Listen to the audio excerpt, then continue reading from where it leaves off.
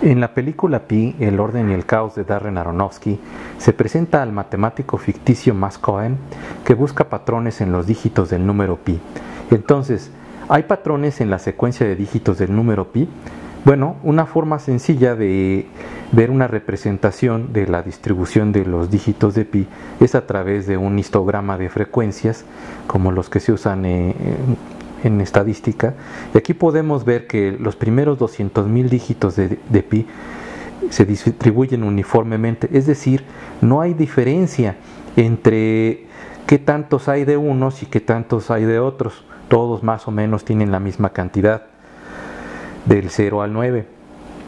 Si lo vemos nosotros en un diagrama de dispersión, pues vemos lo mismo, así de que a través de todos los dígitos, así son unas barras que están igual de llenas. Ahora, si lo comparamos con los números primos, hacemos lo mismo, un histograma. Los números primos son aquellos números que solo se pueden dividir entre sí mismos y la unidad. La diferencia entre dos números primos, puesto que son impares, pues va a ser un número par. Y entonces aquí vemos así los números pares de 2, 4, 6, 8, etc. Y vemos de que hay algunos así que tienen más cantidad que otros, es decir, son más frecuentes. Si nosotros vemos aquí en este diagrama de dispersión con estos solamente 2000 números primos, vemos así que entre las distancias hay diferencias, no todos se llenan igual. Luego entonces nosotros podemos sospechar que aunque nosotros lo llevemos así a cantidades más grandes, nosotros vemos que quizá aquí abajo sí se ve más lleno, pero eso es solamente un efecto así de la resolución de la gráfica. Aquí vemos que hay huecos.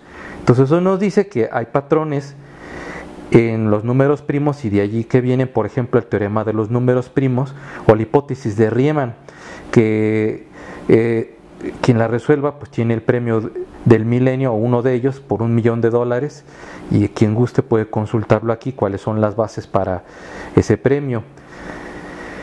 Finalmente, en la película de Darren Aronofsky se presenta a Max Cohen usando la espiral de Fibonacci para encontrar el patrón que tanto deseaba obtener de los dígitos de pi. Aquí tenemos nosotros a la espiral áurea que se logra así con el número de oro y vemos que está involucrado pi, lo cual no debería extrañarnos porque pi siempre va a estar relacionado con cualquier objeto cíclico, es decir, que dé vueltas, que se encuentra en las matemáticas. Entonces, hay fórmulas que de hecho relacionan algunos números de Fibonacci con el número pi, pero si enumeramos a los números usados, solo están aquellos que corresponden a los que tienen índice impar.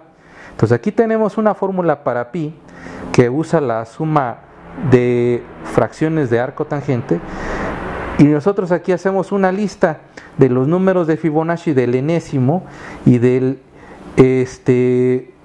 los impares que se están tomando en cuenta para esta fórmula y vemos que no son los mismos, son solamente unos cuantos comparados con la secuencia original de números de Fibonacci. Entonces, esta fórmula se obtuvo de aquí, de este sitio, debe de estar en varios libros clásicos acerca de trigonometría y de números de Fibonacci, y cuando nosotros sumamos los primeros 15 números seleccionados de Fibonacci aplicados a esta fórmula, aquí vemos que pues sí, efectivamente estamos aproximando a pi. Pero lo que estaba haciendo Max Cohen era encontrar patrones en la secuencia de dígitos. Entonces vamos a seleccionar a los dígitos de pi. Vamos primero a generar, como aquí vemos, el primer 1.346.269 dígitos de pi. Y de allí vamos a seleccionarlos de acuerdo a este patrón de Fibonacci. Luego vamos a contar cuántos hay de los dígitos de cada categoría. Y entonces otra vez los volvemos a graficar. Y vemos que aparentemente aquí hay más números de 3, 6 y 9, pero es solamente el efecto de que usamos una cantidad muy pequeña de dígitos. Si se fijan aquí, solamente hay unos cuantos comparados con todos los que se usaban en la gráfica de arriba. Y acá nos regresamos un momentito. En esta gráfica pues usaron 200.000, acá se usaron muchísimos menos, entonces por eso es que no se ve así que estén todas las barras parejitas, pero la tendencia es a que lo sean.